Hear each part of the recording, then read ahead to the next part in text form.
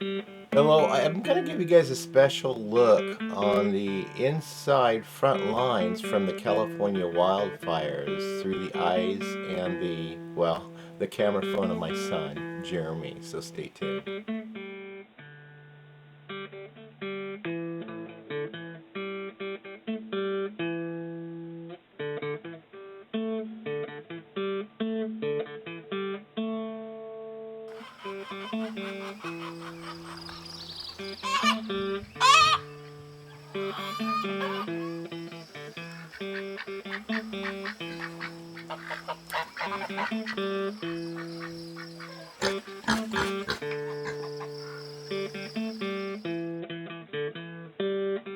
Hello, welcome back to Pine Meadows Hobby Farm. I'm your host, Jerry Hansen. For those of you who are new viewers to the channel, I'm Jerry Hansen. I own a small homestead tucked high in the Cascade Ranges of the Pacific Northwest. We're in southwestern Oregon, dealing with wildfires ourselves in our neck of the woods. We've had some devastating losses from nearby towns, from the Alameda fire and the Obenchain fire. So a lot of empathy goes out to folks who are watching this that live in California who are also devastated by the California wildfires, and for those who are just peeking in and trying to figure out more information. I'm afraid I don't have much information on the California wildfires for you guys, but my son did contribute a bunch of Frontline videos from his phone from the California wildfires. He's been down there for 2 straight months now fighting fires with only a 3-day break. So here's his contributions. We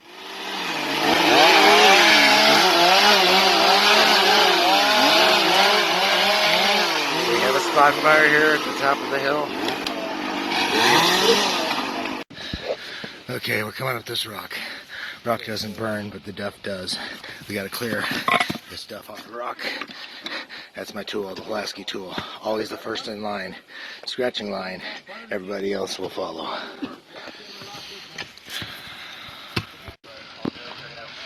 Good enough, Bobby? Looks like we're going to get a bulldozer on the other side of this rock. We're doing a burnout. Maybe. Or we might be doing a burnout. Which means we're going to back burn this. Burn it into it so it doesn't spread anymore.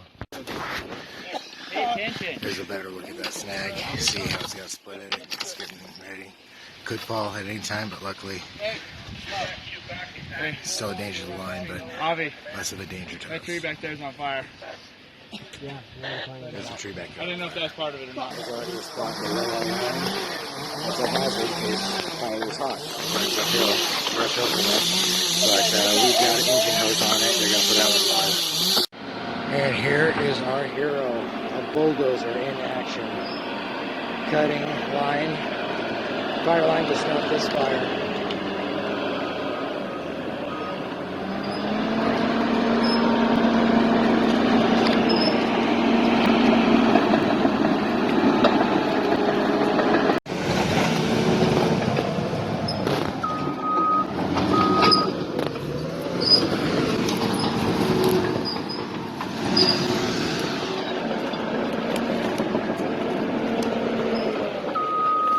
Here's our hand line. He's putting the dozer line right next to it.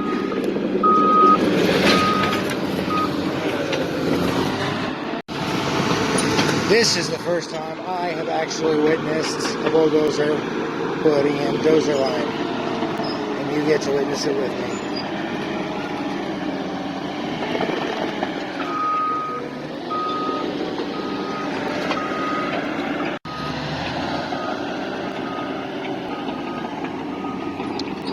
Comes in to scoop stuff up, make a bare soil, a line of bare soil, and then he moves it out of the way, backs up, and goes for another run.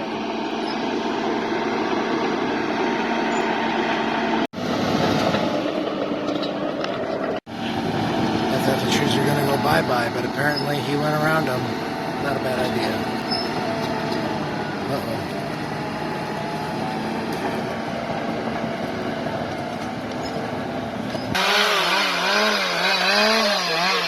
Fire's coming into the brush. We gotta cut brush back, put in a hand line along here, following the sawyers and the swampers. Fires coming into the brush. We gotta cut the brush back, put in a hand line along here, following the sawyers and the swampers.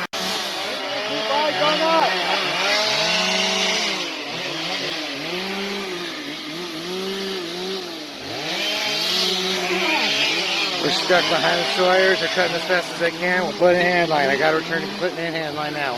Cutter's still cutting. We're still making line. Looking out for that snag. It's leaning. Getting ready to go any minute. Could fall right on top of our line. Hopefully not on top of us. That's a hazard because fire is hot. Burns uphill. Burns uphill from us. But we've got an engine hose on it. They're gonna put out a line. Well, we got about 100 feet online. Hey, farm.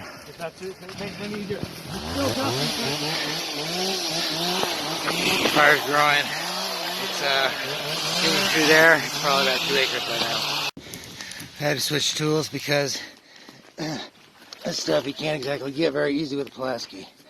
I got a nice little handsaw. Thanks to Mr. Wells. Gave it to me for my birthday a few years ago. It's been about an hour since my last video with the saw. The wind shifted, the flames started overrunning our line. We had to hurry up and cut it off at the pass. Smoke, heat.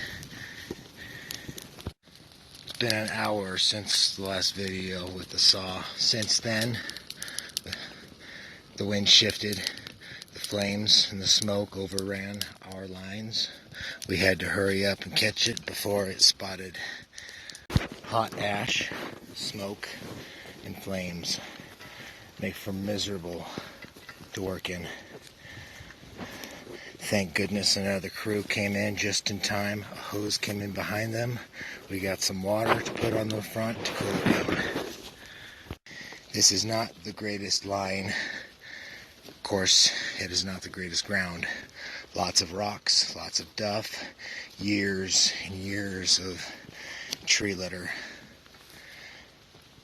building up on the soil. Most of our guys ran out of water, but luckily a crew came in to take our spot just in time. We ordered a bulldozer. It came eventually.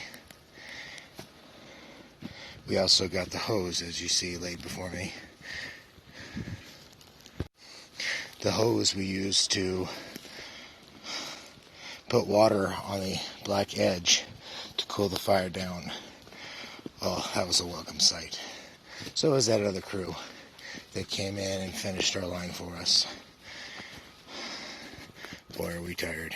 These snags have come down inside the black. You have to keep heads up. These trees that are dead have cat face in them, are burning, can fall. They are one of the firefighters' biggest hazard.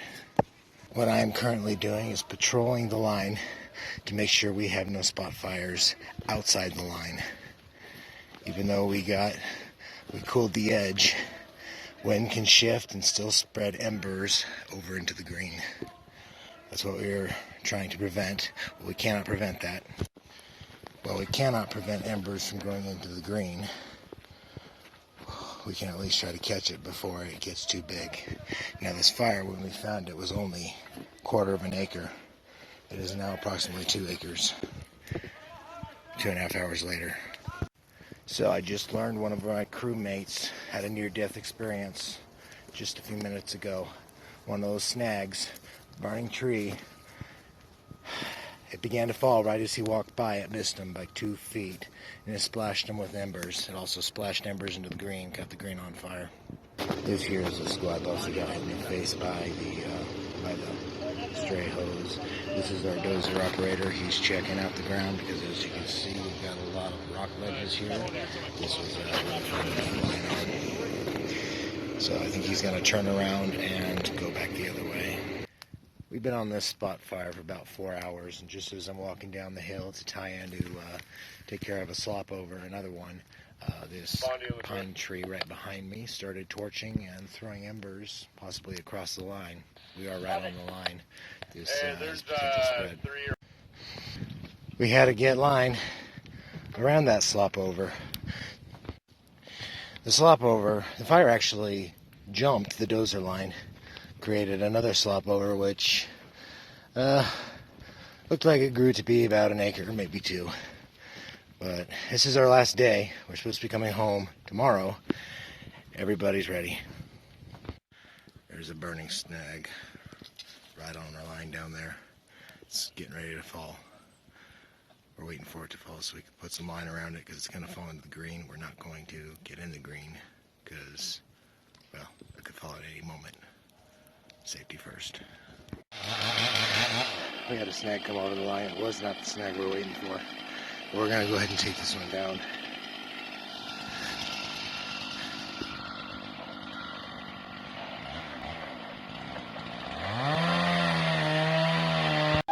There it goes.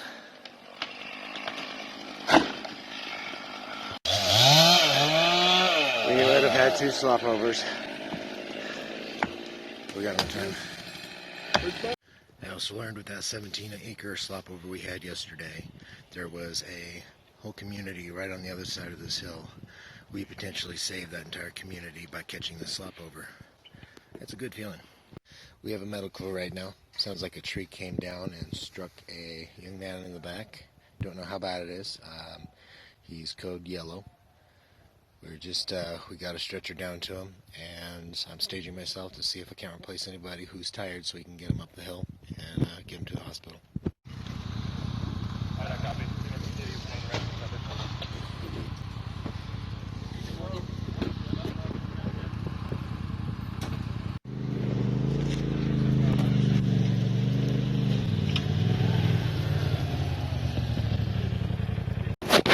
Snags and falling trees are just as every bit a hazard as the actual flames.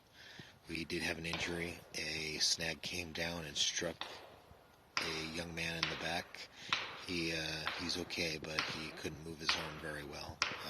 Another person was struck by the same tree in the face.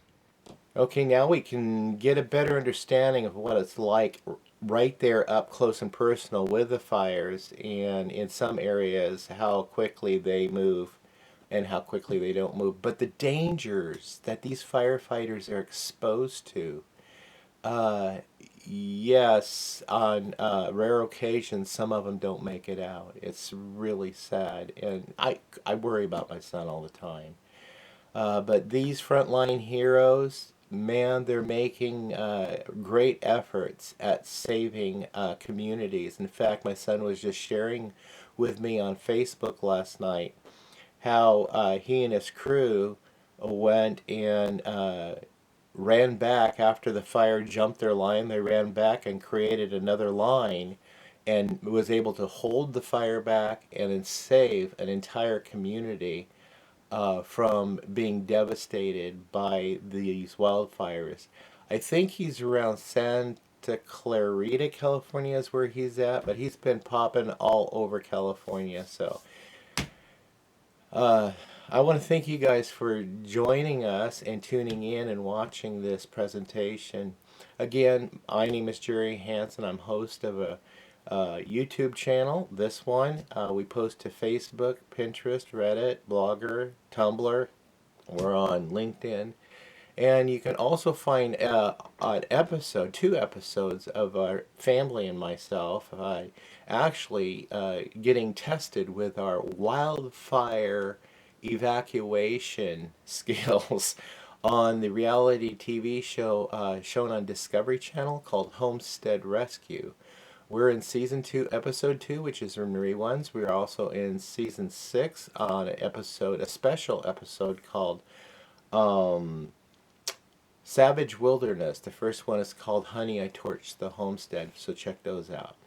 If you haven't already, please subscribe, then click that bell icon. That alerts you to new videos as I upload them. We're primarily doing homesteading, how to homestead and how not to homestead. I'm very transparent with my show. I show you guys my successes, and I have no shame in showing you guys my failures because We learn from each other, and we learn from each other's mistakes to help strengthen each other and build each other up. So this is really beneficial for all people who are setting out on an adventure to create a self-subsistence lifestyle, whether you're living urban or whether you're living in the wilderness. So you can also click that bell icon that alerts you to new videos as I upload them. And also, please leave a comment, if you will, and like the channel, clicking that thumbs up button, and also clicking that share button, sharing my videos on your social media platforms really helps out my channel a lot. Right now, I'm trying to increase my revenue because my family and I decided to adopt one family that lost everything in the Alameda fire, and all of my YouTube revenue goes towards helping them get back on their feet. All the revenue from the remaining of the year goes to them. Also, if you find it in your hearts, please donate to a good cause. It's a nonprofit tax-deductible donation to www.asantefoundation.org. That money goes to helping families who are displaced by the Alameda fire. So we'll see you guys in the next episode. We hope you tune in and see what's happening here around our little homestead. There's some mundane homesteading skills, but I try to teach everybody something, even myself. We'll see you guys in the next episode. Stay safe, and please be kind. Bye-bye.